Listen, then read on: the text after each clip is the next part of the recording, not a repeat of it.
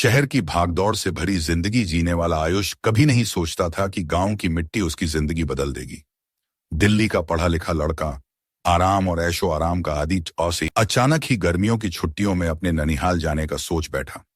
उसके नाना नानी का गांव, जो उत्तर प्रदेश के एक छोटे से जिले में था, उसे हमेशा से सिर्फ किस्सों में ही सुनाई देता था। बस में बैठते ही आयुष ने सोचा, पता नहीं गांव कैसा होगा, न इंटरनेट, न मॉल, न दोस्त, कहीं बोर न हो जाऊं। लेकिन जैसे जैसे बस गांव की ओर बढ़ी, रास्तों के दोनों ओर फैले खेत, हवा में मिट्टी और घास की खुशबू और कच्ची पगडंडियां आयुष के मन को धीरे धीरे खींचने लगी। गांव पहुंचते ही नानी ने उसे बड़े प्यार से गले लगाया।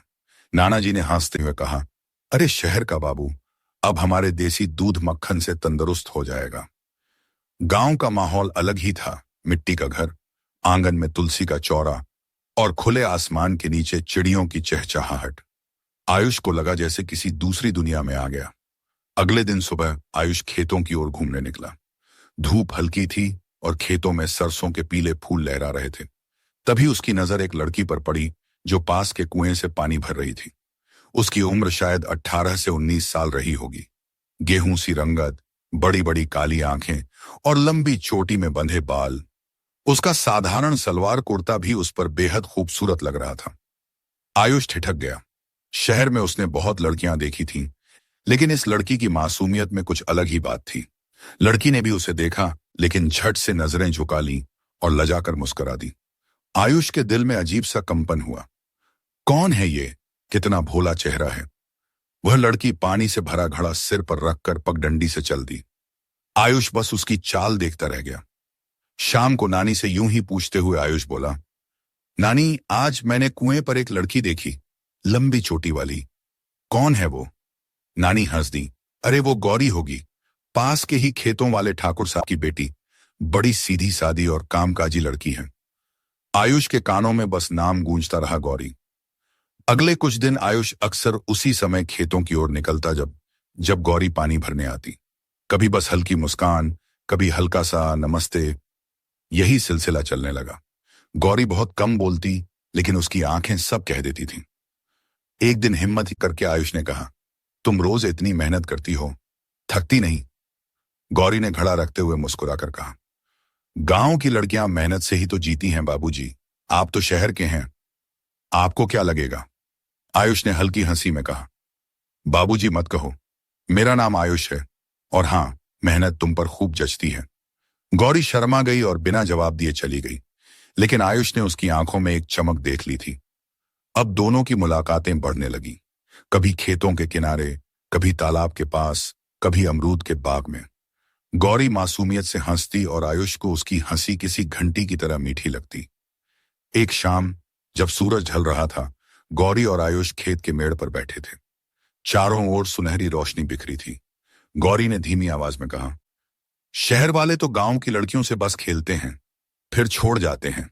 आयुष ने उसकी आंखों में देखते हुए कहा, गौरी, तुमसे मिलने के बाद मुझे लगता है कि असली दिल की धड़कन गांव की मिट्टी में ही छुपी है। मैं खेलना नहीं चाहता, मैं तुम्हें जानना चाहता हूं। गौरी का चेहरा लाल हो गया। उसने नजरें झुका लीं, लेकिन उसके होंठों पर हल्की मुस्कान थी। एक रात गांव में शादी थी। नानी ने आयुष को भी ले लिया। ढोलक और नाच गाना, पूरा माहौल रोशन था। वहीं गौरी भी आई थी, रंग बिरंगे लहंगे में सजी हुई। चांदनी में उसका चेहरा और भी दमक रहा था। भीड़ में जब सब नाच रहे थे, आयुष और गौरी आमने सामने आ गए। गाना बजते बजते धीमा हुआ और उसी दौरान आयुष ने हल्के से उसका हाथ पकड़ लिया। गौरी चौंकी, मगर हाथ छुड़ाया नहीं। उसकी धड़कन तेज थी और आयुष के हाथ की गर्माहट ने उसकी रगों में अजीब सा करंट दौड़ा दिया। गौरी ने धीमे से कहा, छोड़ो, कोई देख लेगा।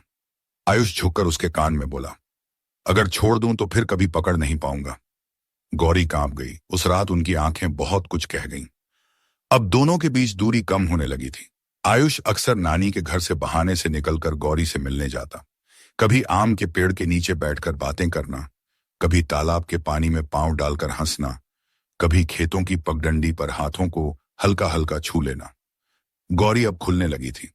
उसने पहली बार आयुष को अपने सपनों के बारे में बताया।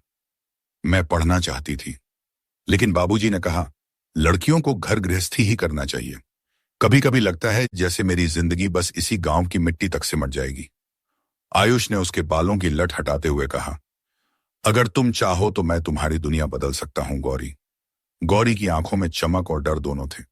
उसने धीमे से कहा, तुम सच कह रहे हो ना? मैं तुम्हारे लिए बस एक गांव की लड़की हूं, कहीं तुम भी? आयुष ने उसका चेहरा अपने हाथों में लेकर कहा, तुम मेरे लिए वो सब हो जो मैं शहर में ढूंढता रहा लेकिन कभी नहीं पाया। गौरी की आंखें नम हो गईं। उस पल उसने महसूस किया कि यह लड़का अलग है। गांव की गर्मियों की रातें बड़ी ही सुहानी होती हैं। खुले आंगन में चारपाई डालकर आसमान के नीचे सोना, तारे झिलमिलाते और ठंडी हवा गालों को छू जाती। आयुष को गांव का यह सुकून भरा माहौल बहुत भाने लगा था, लेकिन उसके मन में सबसे ज्यादा गूंजती थी एक ही नाम, गौरी। हर रोज चोरी छुपे मिलना अब उनके लिए आदत बन चुकी थी। कभी खेत के किनारे, कभी तालाब की मेड़, तो कभी किसी आम के बाग में। दोनों की बातें अब मासूमियत से आगे बढ़ चुकी थीं। उनमें चाहत और तड़प खुलकर झलकने थी। एक रात आयुष ने गौरी को बुलाया, खेतों के बीच में जहां हवा सरसराती थी और चारों ओर सन्नाटा था। दूर कहीं कुत्तों के भौंकने और झींगुरों की आवाज सुनाई दे रही थी। गौरी आई तो उसके चेहरे पर हल्की सी घबराहट थी। आधी रात को बुलाया है, अगर किसी ने देख लिया तो? आयुष ने उसके दोनों हाथ थाम लिए। आज मैं तुम्हें कुछ कहना चाहता हूं जो दिल में दबा है। गौरी, मैं तुमसे प्यार करता हूं। गौरी का चेहरा लाल हो गया, उसकी सांसें तेज हो गईं। आयुष, ये मत कहो, ये सब गांव में बुरा माना जाता है। प्यार कब जगह देखकर होता है गौरी? आयुष ने उसके और करीब आते हुए कहा, तुम्हारी मासूमियत, तुम्हारी मुस्कान, मैं तुमसे नजरें हटा ही नहीं पाता। गौरी कांप गई। उसने नजरें झुका ली और धीरे से कहा, मुझे भी तुमसे कुछ अलग सा लगने लगा है। यह सुनकर आयुष ने झटके से उसका चेहरा अपने पास खींच लिया। दोनों की आंखें मिलीं और पहली बार उनके होंठ आपस में छू गए। वह चुंबन मासूम भी था और जुनून से भरा भी। गौरी के शरीर में सिहरन दौड़ गई। उसने आयुष को हल्का सा धक्का दिया, बस करो, कोई देख लेगा। लेकिन उसके होंठों की थरथराहट बता रही थी कि उसका मन भी यही चाहता था। अब दोनों की मुलाकातें और भी गहरी होने लगीं। एक दिन दोपहर में जब गांव के ज्यादातर लोग दोपहरी में सो रहे थे, आयुष और गौरी तालाब के पास आम के पेड़ के नीचे मिले। हवा में आम के फूलों की महक थी। गौरी लाल दुपट्टा ओढ़े हुए थी, लेकिन उसका आधा सिर से खिसक गया था। आयुष ने धीरे से उसका दुपट्टा ठीक किया। तुम्हारे बिना यह गांव सूना लगता है गौरी। गौरी मुस्कुराई, और तुम्हारे बिना मेरा दिल खाली लगता है। इतना सुनते ही आयुष ने उसे अपने पास खींच लिया। गौरी उसकी बाहों में सिमट गई। उनके बीच की दूरी अब खत्म हो रही थी। आयुष ने उसकी चोटी को अपनी उंगलियों में उलझाते हुए कहा, क्या मैं तुम्हें थोड़ा और करीब से महसूस कर सकता हूं? गौरी का चेहरा लाल हो गया। उसने होंठ काटते हुए धीरे से सिर हिलाया। आयुष ने उसके गाल पर चुंबन दिया, फिर गर्दन पर। गौरी की सांसें भारी होने लगीं। उसका शरीर कांप रहा था। उसने आयुष की कमीज पकड़ ली, जैसे खुद को संभालना चाहती हो। आयुष, बस, मैं डर रही हूं। आयुष ने उसके कान में फुसफुसाया, डर मत, मैं हमेशा तुम्हारा रहूंगा। उस दिन दोनों ने एक दूसरे को कसकर बाहों में भर लिया। वह पल मासूम भी था और इरोटिक भी। उनके दिलों की धड़कनें एक दूसरे में घुल रही थीं। लेकिन मोहब्बत जितनी गहरी होती जा रही थी, उतना ही डर भी बढ़ रहा था। गांव में लोगों की नजरें तेज होती हैं। अगर किसी ने देख लिया तो बदनामी हो जाएगी। गौरी ने एक दिन घबराकर कहा, आयुष, अगर बाबूजी को पता चला तो बहुत बड़ा हंगामा होगा। वो ठाकुर हैं, गुस्से में सब भूल जाते हैं। आयुष ने उसका हाथ थामते हुए कहा, मैं डरता नहीं गौरी। अगर तुम्हारे बाबूजी से कहना पड़े तो कह दूंगा कि मैं तुम्हें चाहता हूं। गौरी की आंखें भर आईं। काश ये इतना आसान होता, लेकिन शहर और गांव की दीवारें बहुत ऊंची हैं। आयुष ने उसकी आंखों से आंसू पोंछते हुए कहा, मैं उन दीवारों को गिरा दूंगा। एक दिन अचानक मूसलाधार बारिश होने लगी। खेतों में पानी भर गया। आसमान बिजली की गड़गड़ाहट से कांप रहा था। गौरी और आयुष एक ही छप्पर के नीचे भीगते हुए खड़े थे। गौरी के कपड़े भीगकर उसके बदन से चिपक गए थे। उसके गीले बाल, पानी की बूंदों से चमकता चेहरा। आयुष उससे नजरें हटा ही नहीं पा रहा था। गौरी ने घबराकर कहा, ऐसे मत देखो, मेरा दिल जोर जोर से धड़क रहा है। आयुष धीरे धीरे उसके करीब आया। मेरा भी। बारिश की बूंदों के बीच उसने गौरी के होंठों को चूम लिया। इस बार चुंबन गहरा था। गौरी कांप रही थी, लेकिन उसने विरोध नहीं किया।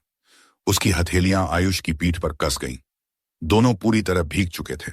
आयुष ने उसके चेहरे से गीले बाल हटाए और गर्दन पर होंठ रख दिए। गौरी की सांसें तेज हो गईं।